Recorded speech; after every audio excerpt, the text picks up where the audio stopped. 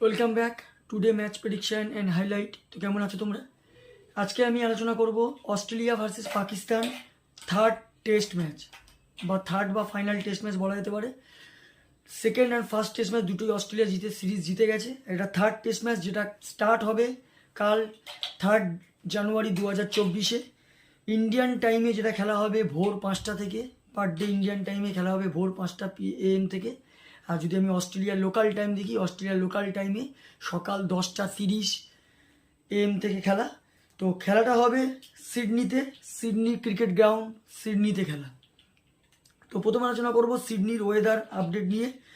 যদি এখানকার আমি ওয়েদার দেখি তো নো রেন, এই 5টা দিনে কোনো ডে 1 থেকে ডে 5 পর্যন্ত রেনের কোনো চান্স নেই। তার মধ্যে 20% চান্স আছে ডে 2তে, বা আর ডে 3তেও হালকা একটা চান্স, কিন্তু ক্লাউডলি ওয়েদার থাকবে। লাস্টের দিকে সানি ওয়েদার হবে, রোদ্দুর উঠবে, কিন্তু ফুল 5 ওভার খেলা হবে এটা বলা যেতে পারে। আর যদি সিডনির পিচ আমি ক্যালকুলেশন করি তো এখানে একটা কথা বলবো, টসে জিতে ফার্স্ট ব্যাট করা উচিত। কারণ সিডনিতে ম্যাক্সিমাম টিমের যদি ব্যাটিং ব্যালেন্স ওকে থাকে, ঠিকঠাক থাকে, তো 400 করা ফার্স্ট ইনিংসে কোনো ব্যাপার নয়। আর যদি 400 ফার্স্ট ইনিংসে হয়ে যায় তাহলে সেকেন্ড ইনিংসে এগেনস্ট টিমকে ফলো অন দেওয়ার চান্স থাকবে। কিন্তু যেহেতু এখানে অস্ট্রেলিয়া আর পাকিস্তান দুটো টিমের মধ্যে যথেষ্ট টেস্টের ডিফারেন্স রয়েছে, অস্ট্রেলিয়া ঘরের মাটিতে যথেষ্ট অনেকটা এগিয়ে আছে। তো এখানে একটা কথা বলবো, টসে জিতে ফার্স্ট ব্যাট করা উচিত অস্ট্রেলিয়ার। যদি আমি এখানে প্লেইং 11 দেখি, David Warner, Usman Khawaja, Marnus, লাভুস চ্যাঙ্গে, Steve Smith, Travis Head, Mitchell Marsh, Alex Carey wicket keeper, Mitchell Starc, Pat Cummins captain, Nathan Lyon, Josh Hazlewood. পাকিস্তানে যদি প্লেইং 11 দেখি, আবদুল্লাহ সাফিক, ইমামুল হক, শান মাসুদ ক্যাপ্টেন, বাবার আজম, শহদ সাকিব, মোহাম্মদ রিজওয়ান উইকেট কিপার, আগা সালমান, ইয়ামার জামাল, শাহিন শাহ আফ্রিদি, হাসান আলী আর মীর হামজা। দুটো টিমের আমি প্লেইং 11 বলেই দিলাম। লাস্ট টেস্টে বা লাস্ট ম্যাচে যদি পারফর্ম দেখি, লাস্ট ম্যাচে অস্ট্রেলিয়ার ফার্স্ট ইনিংসে সব থেকে হাই স্কোর করে লাভুস চ্যাঙ্গে 63 রান।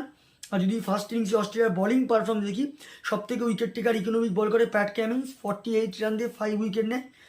পাকিস্তানের যদি ফার্স্ট ইনিংস দেখি, সব থেকে হাই স্কোর করে আবদুল্লাহ সাফিক, 62 রান। আর যদি বলিং পারফর্ম দেখি, ফার্স্ট ইনিংসে সব থেকে উইকেট টেকার বল করে ইয়ামার জামাল, 64 রান দিয়ে 3 উইকেট নেয়।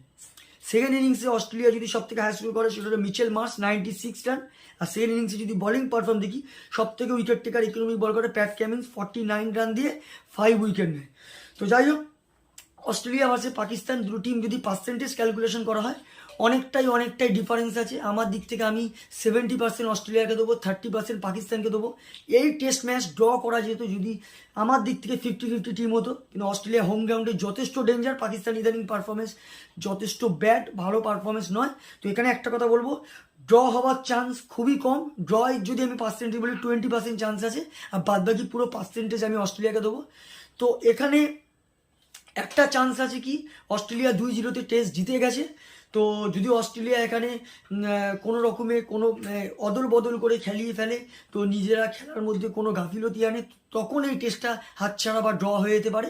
আদারওয়াইজ অস্ট্রেলিয়া এই ম্যাচ জিতবে, এই টেস্ট ম্যাচ জিতে 3-0 লিড করবে, এটা আমার ক্যালকুলেশন। তো ভিডিওটি ভালো লাগলে লাইক করো, শেয়ার করো, কমেন্ট করো আর সাবস্ক্রাইব করো। বাই।